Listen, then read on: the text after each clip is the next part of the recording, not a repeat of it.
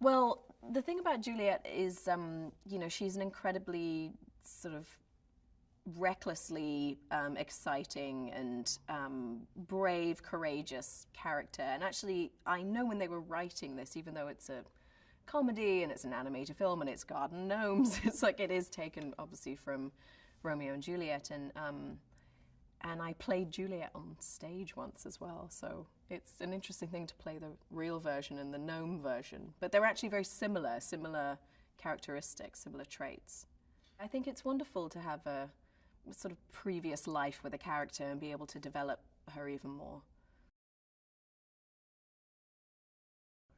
So this is the second chapter of their lives, and they are moving from Stratford-upon-Avon to London, and the blue family and the red family are now combining. They were arch enemies, now they are friends, and they work together, and so they're starting a new garden in London at a purple house, so the idea of the blue and red combining. If you're any good at art, that's what you'd probably figure out.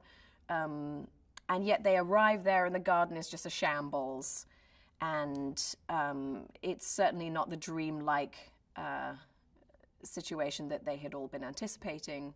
Gnomeo and Juliet's mother and father are wanting to retire, so now it's up to the young couple to take over the task of cleaning up the garden, basically. There are new characters in this film in the shape of Sherlock Gnomes and Watson. And what's happened is all of the garden gnomes are being stolen, and Gnomeo and Juliet's community of gnomes have also been thieved, and so they sort of embark on this adventure with Sherlock Gnomes and Watson to track down what happened to their friends and family. When they embark on this journey with Sherlock Gnomes and Watson, you see the two main storylines be affected by this new injection of characters. And so you're dealing with the sort of breakdown or the complications of the Gnomeo and Juliet relationship. And they get separated for most of the film. But you've also got this fresh injection of, these hilarious characters that are helping them but also doing them a disservice at the same time. So the couple discover a lot about themselves, a lot about what really matters to them on this journey with Sherlock and Watson. Well, I think that there's a certain gravitas that comes with characters like Sherlock and Watson. There's a familiarity, there's a sense of nostalgia, there's a sort of deeper understanding of these characters right off the bat, and I think there's something really funny about them being the versions of these characters that you are sort of surprised by in the gnome world.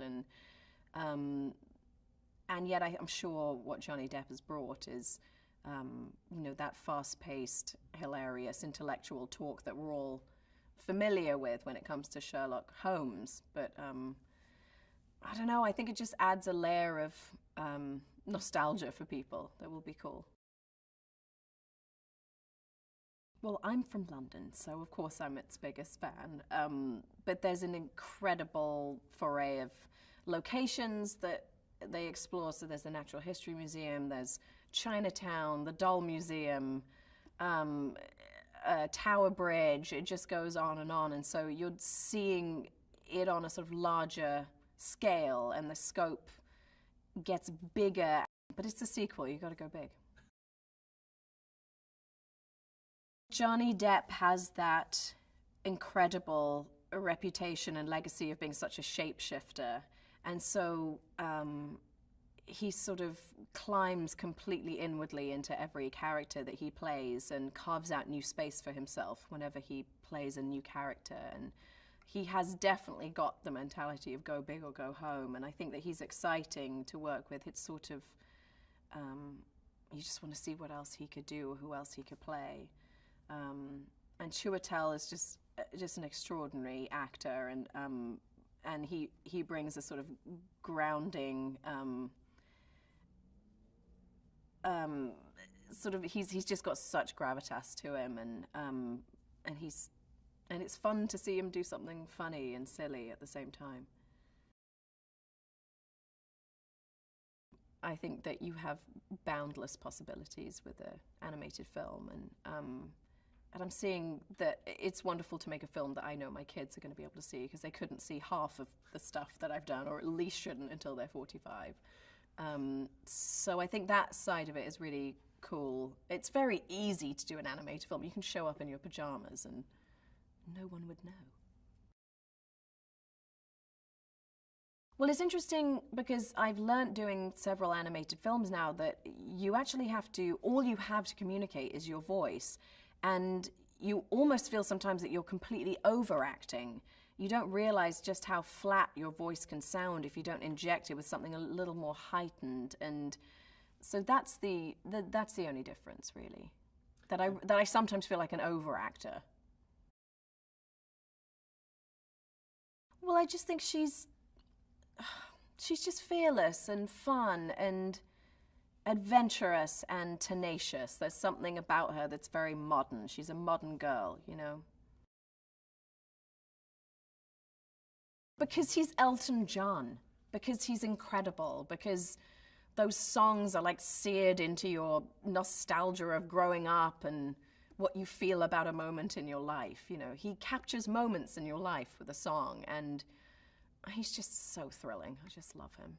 Well, he adds a sort of spectacle to it, doesn't he? I mean, he adds this whole new realm of spectacle and excitement that you only get with an awesome Elton John song. I think what I've learned having children and being in children's films is that you can't patronize kids, right? You can't just have it be a sort of happily ever after all the way through. Kids are so perceptive. They really understand much more than we realize.